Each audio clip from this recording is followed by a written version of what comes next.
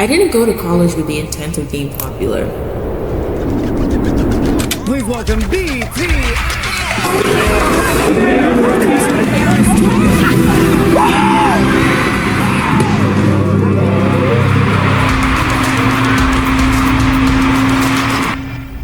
That actually wasn't the goal at all.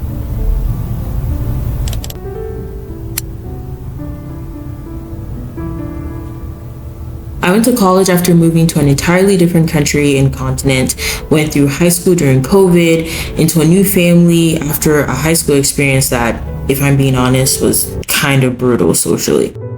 I developed a lot of antisocial habits during that time, not because I wanted to be distant, but because I was trying to survive a lot of changes at once. And what's funny is that before all of that, I wasn't shy, I wasn't socially awkward, I wasn't bad with people. But when your environment changes that drastically, it can shrink you. So when I got to college, my actual goal was very simple. I didn't want to be alone anymore. That was it. I wanted to be able to talk to people again. I wanted to be socially competent. I wanted real friends. And I'll tell you how I work towards that. Not because I think everyone needs to be popular, but because understanding how this happened changed my entire understanding of people, power, and connection.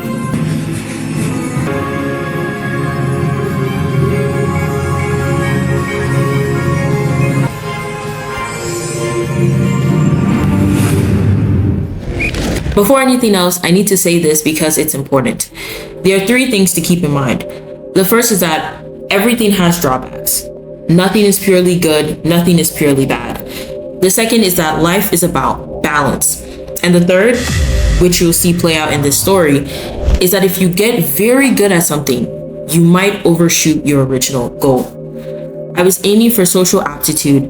I landed at popularity. Some people aim to get on varsity and end up breaking records. That doesn't mean records were the goal. It just means they trained seriously. So if at any point in this video you're like, I don't want to be popular, that's fine. That wasn't my aim either. Why am I in your life? I don't know, but I'm so glad you're here. I also think it's important to say this early. You need your own definition of popularity. What do you actually want out of connection? For me, it wasn't attention, it wasn't validation, it wasn't clout. I wanted to stop being isolated, to be able to talk to almost anyone, to have genuinely good friends. Because there's a difference between being surrounded by people and being connected to them. I know you must have mixed feelings about seeing me. Shit. But I want you to know, I am so sorry, Uncle. Chris, how come you don't want me, man? I am so sorry. I am ashamed of what I did. I don't know how I can ever make it up to you, but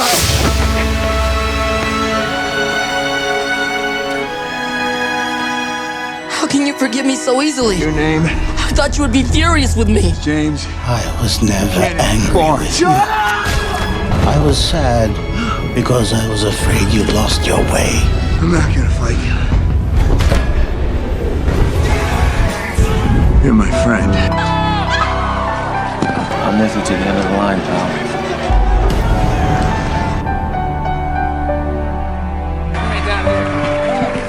This close.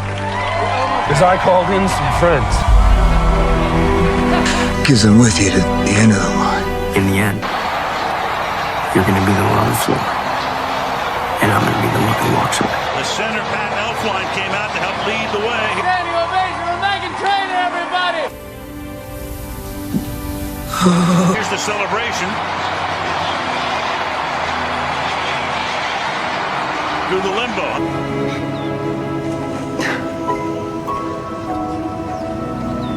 You're smiling. Taught us who we were meant to be.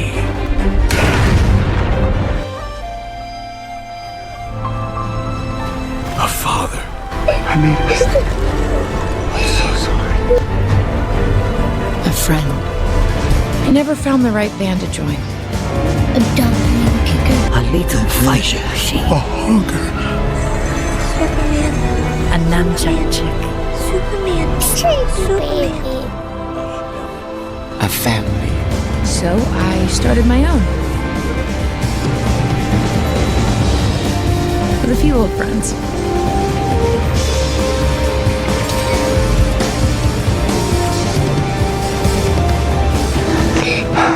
He said he would leave me. But you can call me Roz.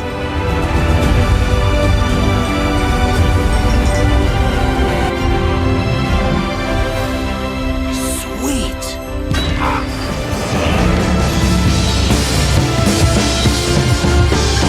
You want in?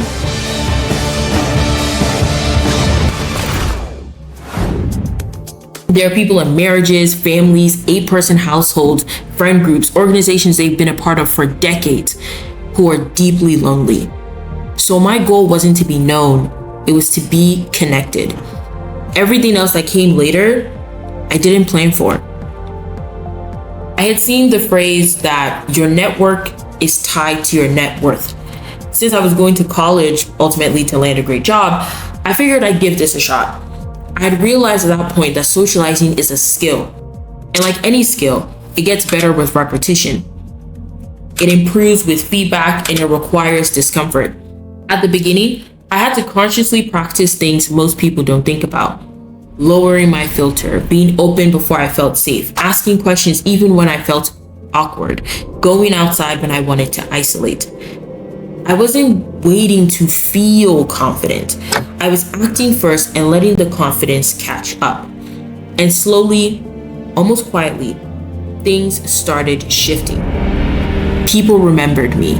People introduced me to other people. People spoke my name in rooms I wasn't in. At the time, I didn't think of that as popularity. I just thought, oh, this is working. Here's the thing no one really tells you. Popularity doesn't usually start with attention. It starts with competence. Being someone who listens well, remembers details, makes people feel at ease, shows up consistently. Once that happens, something interesting occurs. People begin to trust you. Then they begin to talk about you. Then they begin to associate your name with safety, warmth, usefulness, or competence. And at a certain point, your reputation starts moving faster than you do. I used to say, half joking, half serious, my reputation precedes me. And that's when I realized something important. What I was experiencing wasn't just social success, it was social momentum. Now I want to be very clear. This is not a tutorial on how to be liked. That's not what this video is. This is about understanding what actually happens when social skills compound. Because when they do, the environment starts responding to you differently. Rules feel more flexible, access feels easier, people want you around. And in the next video, I'm going to talk very honestly about the perks of that, the things no one says out loud. Not to glamorize it, but to explain how social systems really work. So if you're watching this and thinking, I don't want to be popular, you don't have to be. I just want to stop feeling awkward. That's where I started. Knowing what's possible gives you options, and options gives you agency. In the next video, I'll talk about the tangible perks that comes with this. Free things, access, people bending rules, and why that had nothing to do with looks and everything to do with energy and skill. If this resonates with you, stick around, because this story isn't really about popularity. It's about what happens when you stop shrinking. I'll see you next time. Oh, I love college.